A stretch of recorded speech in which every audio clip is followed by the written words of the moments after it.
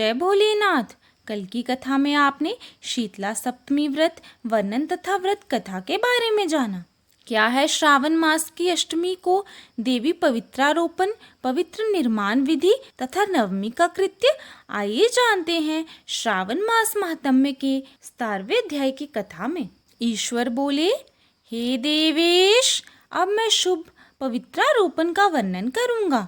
सप्तमी तिथि को अधिवासन करके अष्टमी तिथि को पवित्रकों को अर्पण करना चाहिए। जो पवित्रक बनवाता है उसके पुण्य फल को सुनिए। सभी प्रकार के यज्ञ, व्रत तथा दान करने और सभी तीर्थों में स्नान करने का फल मनुष्य को केवल पवित्र धारण करने से प्राप्त हो जाता है, क्योंकि भगवती शिवा सर्वव्यापिनी है। इस व्रत से मनुष्य धनहीन नहीं होता, उसे दुख, पीड़ा तथा व्याधियां नहीं होती, उसे शत्रुओं से होने वाला भय नहीं होता और वह कभी भी ग्रहों से पीड़ित नहीं रहता। इससे छोटे बड़े सभी कार्य सिद्ध हो जाते हैं। हे वत्स, मनुष्यों तथा राजाओं के, विशेष करके स्त्रियों के पुण्य की वृद्धि के लिए इससे श्रेष्ठ कोई अन्य व्रत नहीं है। हे तात, सौभाग्य प्रदान करने वाले इस व्रत को मैंने आपके प्रति स्नेह के कारण बताया है। हे ब्रह्मपुत्र, श्रावण मास के शुक्ल पक्ष की सप्तमी तिथि को अधिवासन करके देवी के प्रति उत्तम भक्ति से संपन्न वह मनुष्य सभी सामग्रियों से युक्त होकर सभी पूजा द्रव्यों, गंध, पुष्प, फल आदि अनेक प्रकार के नैवेद्य तथा वस्त्राभरण आदि संपादित करके इनकी शुद्धि करे। इसके बाद पंचगव्य का प्राशन कराए, चरु से दिग्बली प्रदान करे तथा अधिवासन करे। उसके बाद सदृश वस्त्रों तथा पत्रों से इस पवित्र को आच्छादित करे। पुनः देवी के उस मूल मंत्र से उसे 100 बार अभिमंत्रित करके सर्व शोभा समन्वित उस पवित्र को देवी के समक्ष स्थापित करे। इसके बाद देवी का मंडप बनाकर रात्रि में जागरण करे और नट, नर्तक तथा वारांगनाओं के अनेक विध कुशल समूहों और गाने बजाने तथा नाचने की कला में प्रवीण लोगों को देवी के समक्ष स्थापित करें। उसके बाद प्रातः काल विधिवत स्नान करके पुनः बलि प्रदान करें।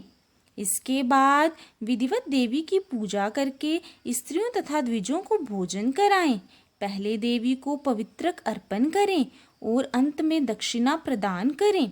हे वत्स, अपनी सामर्थ्य के अनुसार कार्य सिद्धि करने वाले उस नियम को धारण करें। राजा को प्रयत्न पूर्वक स्त्री के प्रति आसक्ति, जुआ, आखेड़ तथा मांस आदि का परित्याग कर देना चाहिए। ब्राह्मणों तथा आचार्यों को स्वाध्याय का और वैश्यों को खेती का कार्य तथा व्यवसाय नहीं करना चाहिए। 7, 5, 3 अथवा आधा दिन ही त्याग पूर्वक रहना चाहिए और देवी के कार्यों में निरंतर अपने मन में आसक्ति बनाए रखनी चाहिए। हे मुनिसतम, जो बुद्धिमान व्यक्ति विधान पूर्वक पवित्रारोपण नहीं करता है उसकी वर्ष भर की पूजा व्यर्थ हो जाती है।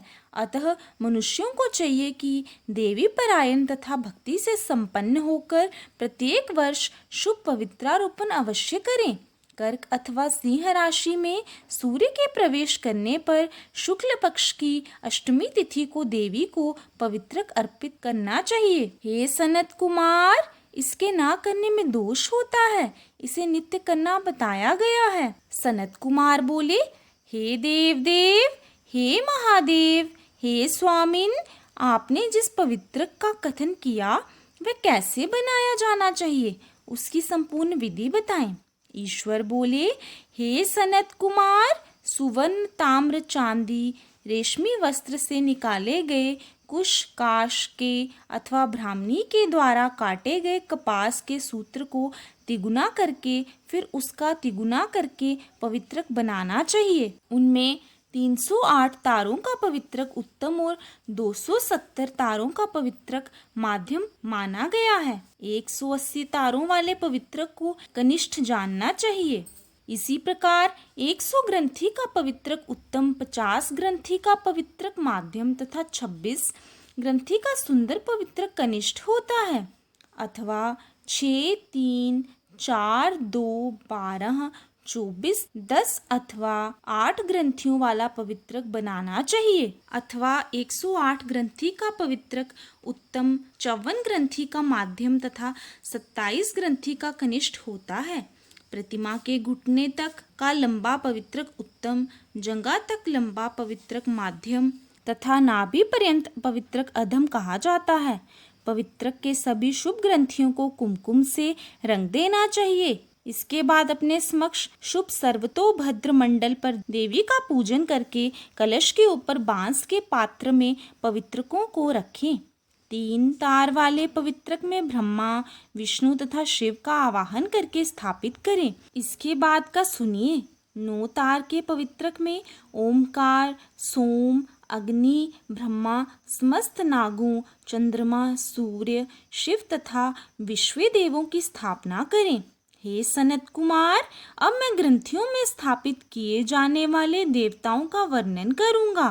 क्रिया, पौरुषी, वीरा, विजया, अपराजिता, मनोन्मनी, जाया, भद्रा, मुक्ति और ईशा ये देवियां हैं। इनके नामों के पूर्व में प्रणव तथा अंत में नमः लगाकर ग्रंथि संख्या के अनुसार क्रमश आवाहन करके चंदन आदि से इनकी पूजा करनी चाहिए।